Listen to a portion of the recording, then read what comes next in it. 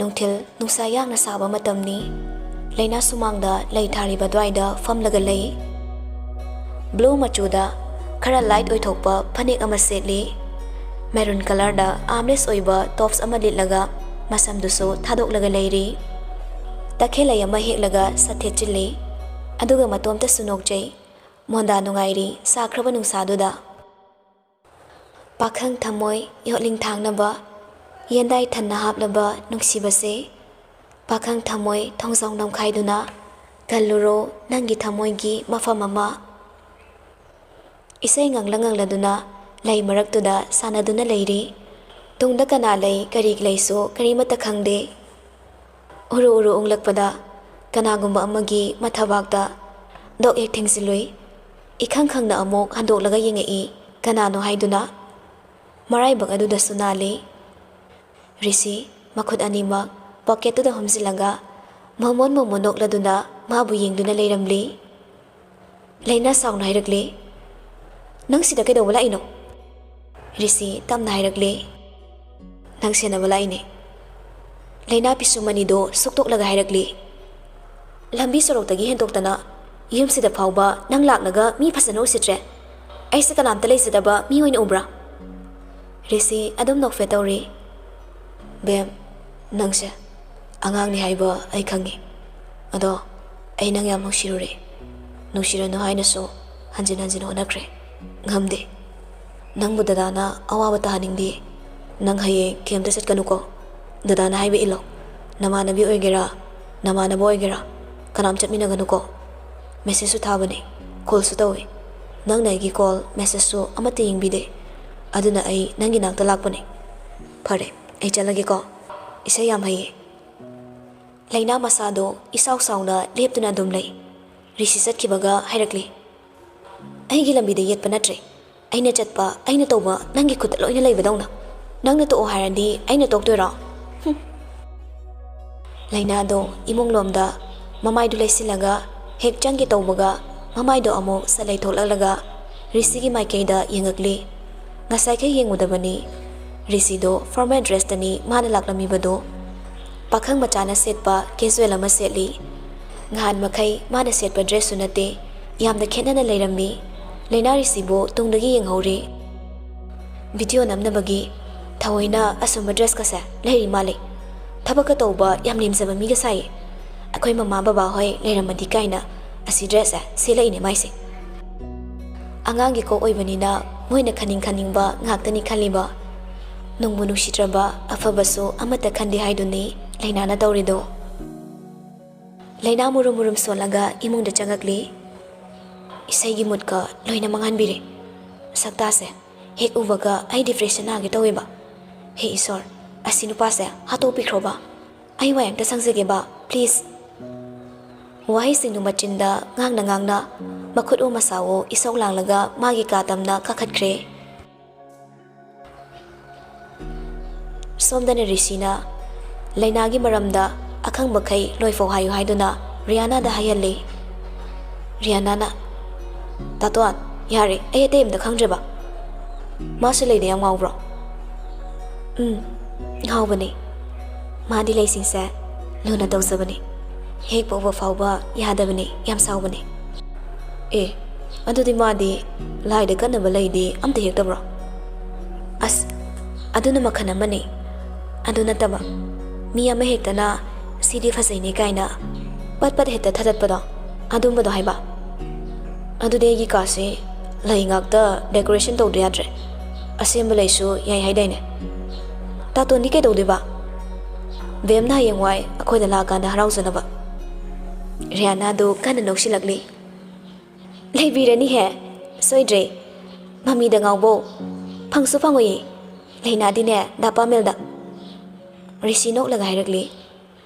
ꯍꯧꯖꯤꯛ ꯃꯥ ꯄꯥꯃꯦꯜ ꯃꯁꯛ ꯈꯪꯗ꯭ꯔꯤꯕꯩꯅꯦ. ꯀꯩꯕꯣ? ꯏꯕꯨꯡꯉꯣ ꯃꯁꯛ ꯈꯪꯅꯔꯕꯅꯤ. ꯑꯉꯥꯡꯒꯤ ꯀꯣꯛꯅꯤꯅ ꯅꯣꯏꯁꯦ. ꯅꯪꯒ ꯃꯥꯒ ꯀꯣꯛ ꯆꯞ ꯃꯥꯟꯅꯩ. ꯔꯤꯁꯤ ꯊꯣꯛꯈ꯭ꯔꯦ. ꯂꯤꯁꯜꯂꯛꯑꯕꯅꯤꯅ ꯀꯣꯛꯀꯤ ꯋꯥꯌꯔꯁꯨ ꯇꯠꯄ ꯍꯧꯔꯛꯑ ꯃꯥꯜꯂꯦ. ꯁꯝꯅꯗꯕ ꯌꯥꯎꯔꯦ.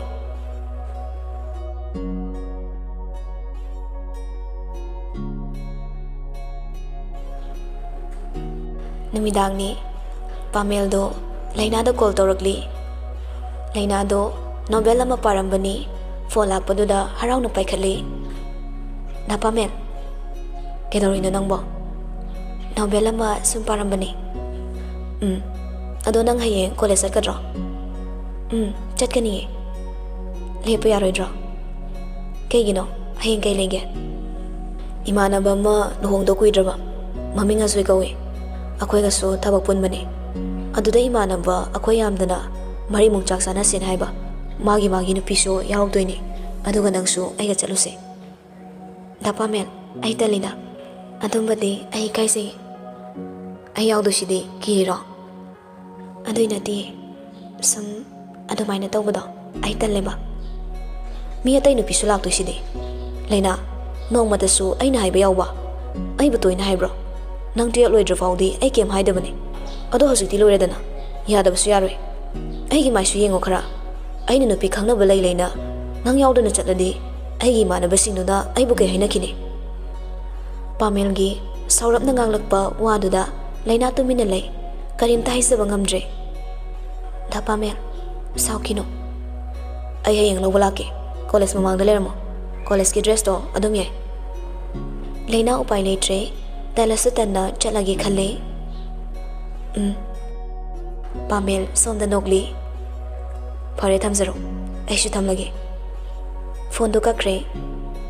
Layna na. As ay di tankre na. Layna Instagram da changdu na yengli. Aduga post anawba layriba singdo sum yengli. Risigi reels anawba malayrammi. Ngarangi college dress da layhawba singdo ni. Dance story do makoy mangani. White shirt amamam loina litlaga. Black pen amamam seli. Khudang dusu loina thekali. Cap amamam su loina upli.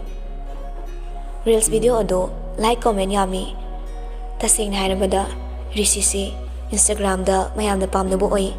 Hoi haters karabu dilay. Adubu reels yengba angang na sing nadi risi khang da balayti. Magi fans yami. Layna su kay wakal no khangdi. Video ado yenglaga noklaga layramli. Rihanna gi post anawba masu layramli. Risigi mana kapkiba gym chatlamdagi photo duni caption dana asumna iri.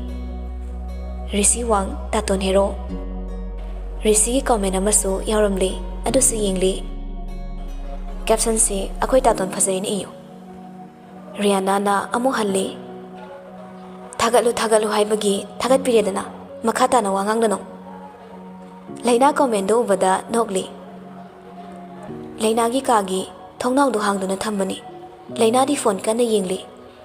Thongnaw adudagi polythene ama langsilaktuna magi famung mamangda tarakli. Tarakli baduda sat yengli. Aduga thongnaw romduda amuksu yengli. Phone do thamlaga famungdagi kumtharakli. Karino haina khali.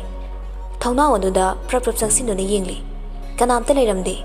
Maisu ngana thali. Kanasu ude. Thongnaw adu nonsilamnaga polythene adugi manaktamna lakli. Paikhalagasu hangduna yengli. Asengba rose sabulama yaramli. Asengba nate. Layna ngakna yengli. Che matat amasu yaramli. Pamjabra rose singdo. Aina halakpada lambigi nakanda yonduna layramni. Hek ubaga nang hana mita ure. Nangonda yam pinanglure. Aduna pibane. Lana lawgano. Aduga hojik phawba aina pikiba photo do nang yektribo. Layna bab tarakli. Nahan yay chen mana purakpa magi masak yengo haina photo pirakpa nupaduni khangli. Chayet na pamayam sidiba ay pelabani. Karigi rose no. Red rose tibo hekta pininge haiduna piba yabagi tapta. Pamjade ay. Layna rose singado polythene aduda hekta hapchili. Aduga langthoke tawri. Adubo makutu fazilagli. Ay laysidi pamuyi. Ngayakti tumina lay. Aduga magi upu mathaktuda laysingdu thamkre.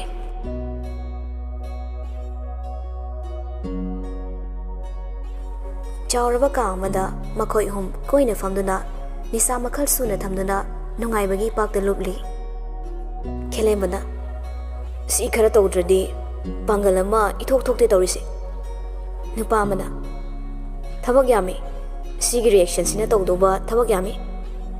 Nupa amana mo marup khelembase nupi amtangdi khaibiba yabani.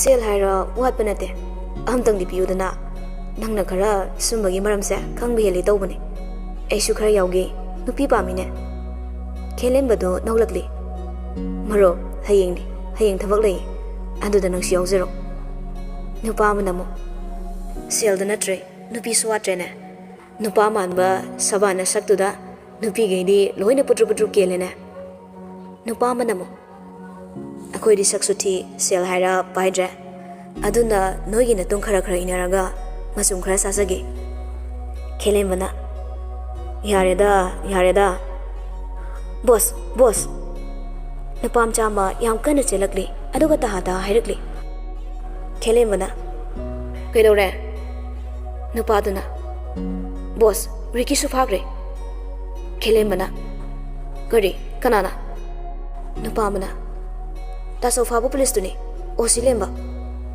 khelembana osilemba nupam chaduna amo hairakli SB Hariski team na ngarang suriki gi mayum dala hai mayum gi mina khangde ha kibadagi hankhraga ngasi osilemba gi kamuna airport gi fabani khelembana SB Haris osilemba maiko moyani do masa khangbra nupaduna phone do puthorktuna udle silere boss khelembana noi oire khelemba phone do laktana langi mumchai chaire mamitusu idagi hena ngangli asawbaduna maya krakak chikli khelemba magi phone do mulok tholaga Instagram da changli risigi video ma putholaga hairakli sidi masa khangbra noi ma kari tawre mayam do loina yengli nupamana masidi masa khangde da boss khelemba masad leibam sawam khangdre maro kedore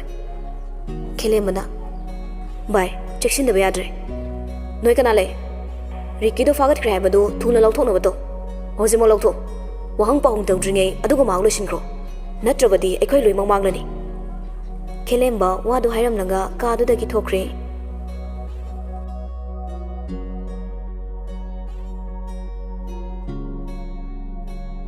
mathangi numit ni risi yam nana losilaga thorakli Riana mayai ka du da nganthoi ga famlaga nganthoi gi fi khara yengduna leiramni Wow, all are the black except your skin color.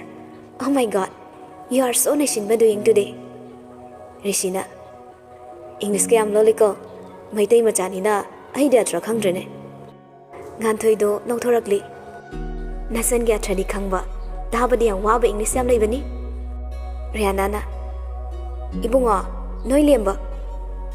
Rihanna wadu chaplipi, marai gado tiksinai, aduga wadu semdorakli. Lemba sabada paktaba aduna aiso paktaba English lonjabani chana ba Rishina is kaya da hina sentoriba lemba na tambiri ni haiba natro nganthoina wari se pulida machin manau se aikhoi daga di amata haidokte ne Rihanna na taton kai chatoino ngasi di baba da la oina hai kidai ne koiruge aiso nong fado avimsa lao photo na mulao Rihanna na as pela bani he laonta tema chalo kige nganthoina chalo phajana chalo ko theng hanjila kano black formal shirt black pen black leather shoes shock yawduna tongi seliba physical do iron phajana tawri khudang da leather gi black watch ama siri risi yamna ngauruba mi di nate masak su ka hena phajaruba nate adubo mi ne hek yengbada Thirabaso yengning kaigumba magun mangonda yauri uraga yenglaga hena yengningduna lainingba magi maithongda magun nama yauri masigi mathakta body fazana semli aduna mana selakpa mana tawthorokpa pakche de haibe yaudre ipakta pakse casual selabaso ka hena stylish oide over haibasi risina suktok tawde risi magi gari do thauraga chatkre photo namado hek loibagaso Instagram da post ama tawram labani adumu mahak like comment handa yinglamda adum phone do hapchinuna chatkre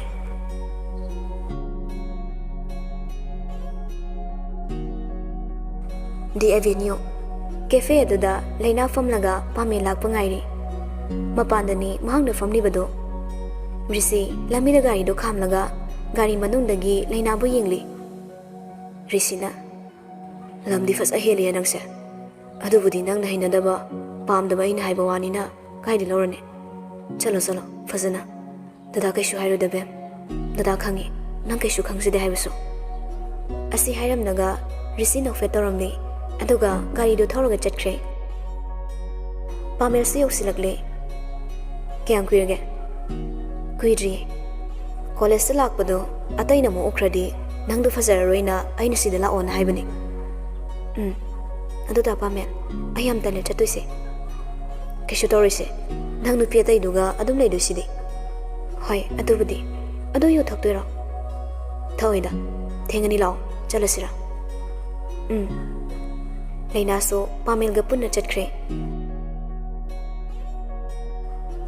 hospital dani sana jawbana kishu toroida uba ngamgani Risina baba kedo bure to kibano maga khangnaba nupani haine aduna esida hisilamba ohi male paisa paiba masa oi bazani aduna kemta hai ngamdri hai khangdeda moi warise leibak se saw sangna tongning bada tawre lo se makhoi gi makhuta pairaga sananing moongda sana leire makhoina yarabanina masa masusi yauna mi bot pi yausilakli aikhoina di kari hairune adubu makhoisu miyamgi seba amadi tawribani sidasu asumba tawsi achumba tawba afaba wakhal khanba mise masing yamna mamatamda leibakse ingnu chingna leigadoribani fattaba khanba paisa uradi mamit thakba migi masingna hena leiri hojikti direct laisu tambagi wakhal leinadre hek tawraga sel tanba hek tawraga sel paide yade haiba hek toina tawi sel tana botnabada direct heitaba yaroina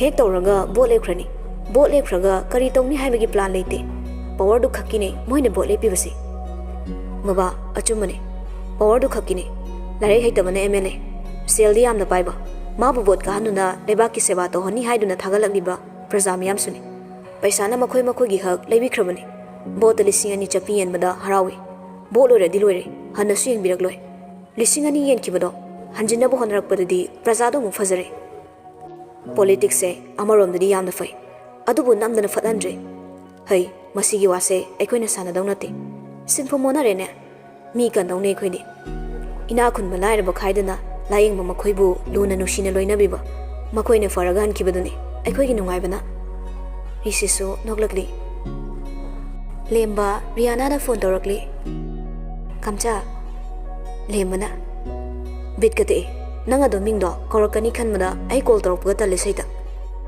kamcha ko base kari asebe yawange aise noita to nati nei kamcha aisidi anubada ko doba dada tamo ko ba kai ge nasatuga kawbiri se pharabani ming ko ro ai lemba chak saramo kedorina nangba hayune nangna haning bado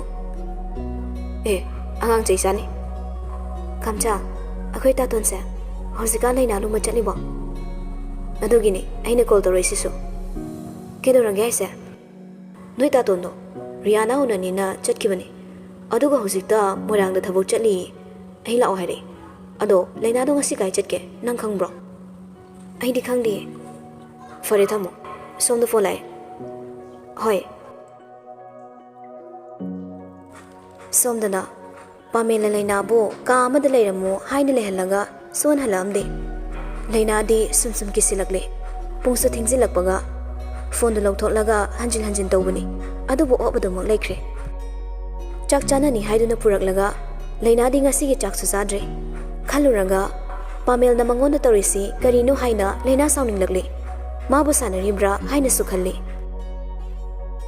ka du so imon modle sabalo sinjibe yumni phamung makhaktani tharibado thong du so pani bhaiduni phajana pan banate ngasai hek mafam da thonglabaga nupi ani amaga nupa huma mangadi leirambani moi su leitre leina la leiriba ka du da chana ba thong duini haidana mapon mache loina thamlambani leina na tilau chanam so sembalorabani makhoi ngaibada adubo ye laruge haiduna nupa hum du so thokrabani adudagi hanjilaktribani makhoi na thokibado pung 12 helakpa doidani hojikti pung 3 su hele lakmandabaduda leina kapsu kaplure lamsu lapna lakpaga ma sumsum kirakle nupi ani du so ayengluge haiduna thokibadagi halaktribani Masadusu ngasai ayuktagi ꯀꯦꯝꯇ ꯆꯥꯗꯕꯒꯤ ꯋꯥꯔꯕꯅꯤ ꯃꯀꯣꯛꯁꯨ ꯉꯥꯎꯔꯛꯂꯦ ꯀꯦꯝꯇ ꯆꯥꯗꯕꯒꯤ ꯇꯧꯔꯛꯂꯤꯕ ꯃꯌꯥꯝꯗꯣ ꯇꯟꯖꯥꯗꯨꯗ ꯀꯥꯗ ꯃꯤ ꯆꯪꯉꯛꯄꯒꯤ ꯃꯈꯣꯜ ꯇꯥꯔꯛꯂꯤ ꯂꯩꯅꯥ ꯄꯥꯈꯠꯄ ꯐꯥꯎꯔꯛꯂꯤ